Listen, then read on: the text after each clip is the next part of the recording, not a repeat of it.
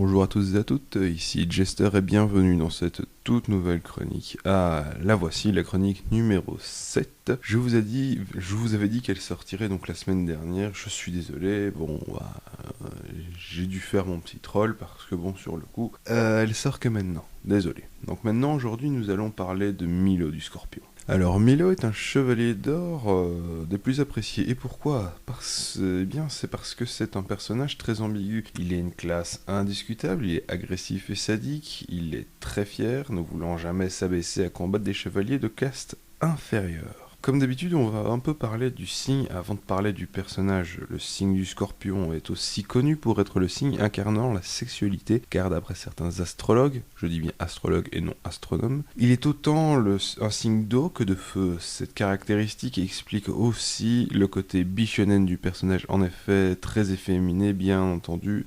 Le concept n'est pas poussé autant que pour Aphrodite. Ensuite, dans la mythologie grecque, le puissant chasseur Orion se mit un jour à dire qu'il tuerait tous les animaux de la terre. Gaïa, la terre-mère, était inquiète de cela et envoya un scorpion géant qui parvint à tuer le légendaire Orion. Puis elle demanda à Zeus de le placer parmi les constellations pour le récompenser. Celui-ci accepta et ajouta le scorpion en souvenir de la mort d'Orion. D'autres récits de la mort d'Orion disent qu'Apollon aurait été jaloux de la relation naissante entre Orion et sa sœur Artémis et aurait du coup décidé de tuer le légendaire Orion grâce au scorpion de feu. Et enfin un autre mythe dit que le grand scorpion céleste effraya les chevaux du char solitaire de Phaéton, mettant la course de l'astre dans une position périlleuse, ce qui força Zeus à foudroyer le jeune homme. Autrement dit, il y a beaucoup de légendes concernant le scorpion de la mythologie.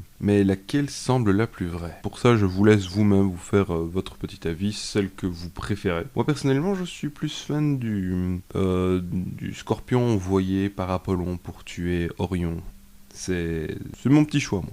Maintenant, nous allons passer au personnage. Milo est très probablement tiré donc de l'île de Milos, d'où il vient d'ailleurs. Il a été entraîné, il ne semble guère y avoir de rapport pertinent entre cette île des Cyclades et le Scorpion. Et ce nom probablement été attribué au Gold Saint pour sa seule sonorité grecque. C'est bien entendu là-bas que fut découverte la célèbre Vénus de Milo, ainsi que, d'après l'île, un autre Milo, un grec du nom de Milon de Crotone, un athlète exceptionnel qui remporta de nombreuses épreuves aux Jeux Olympiques de l'Antiquité, 540 ans avant Jésus-Christ. La force de celui-ci était glorifiée. On disait même qu'il avait porté un taureau. Ne serait-ce que porter un taureau, c'est énorme. On dit aussi que la force de ses doigts était tellement incroyable qu'il était impossible pour lui d'arracher un fruit sans le faire exploser. Cependant, la vanité aura eu raison de lui, car la légende raconte qu'il voulut achever de fendre un arbre avec ses mains,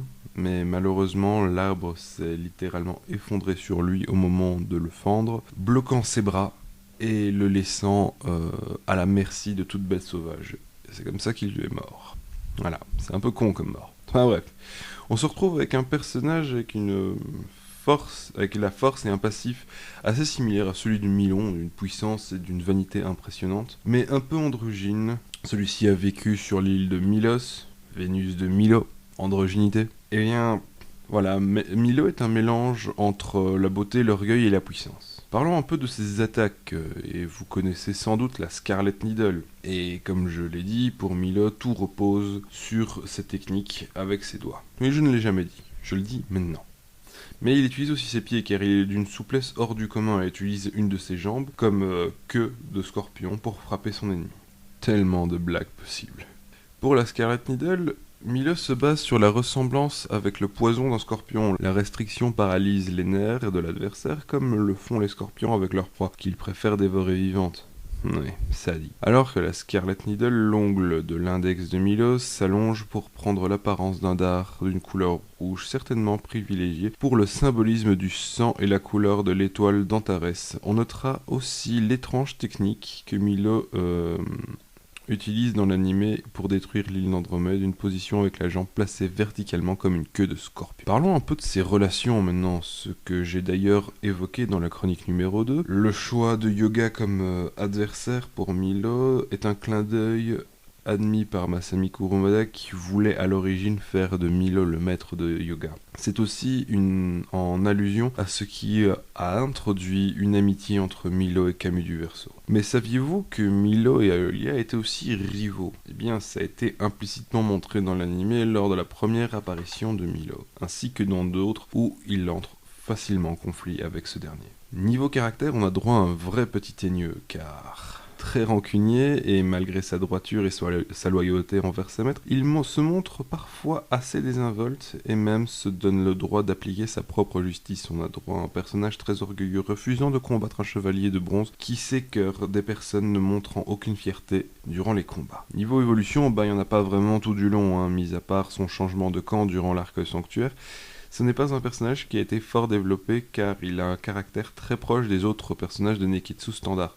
Du coup, son évolution n'était pas des plus intéressantes à exploiter. Et donc, il était préférable d'utiliser des personnages plus ambigus, comme Camus, Shaka, Desmas ou bien même Kanon. Quoi qu'il en soit, c'est un personnage que je trouve très classe.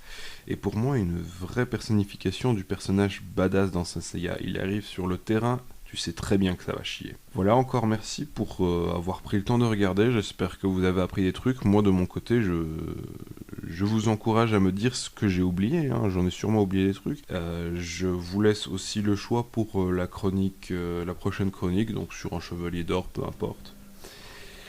J'ai aussi quelques trucs programmés justement concernant ces magnifiques chroniques. Je vous demande encore une fois, commentez, débattons. Moi j'adore vraiment discuter avec vous, donc ça me ferait plaisir. Si ça vous fait plaisir aussi, ce serait parfait. Voilà, sur ce, en attendant la prochaine chronique, je vous dis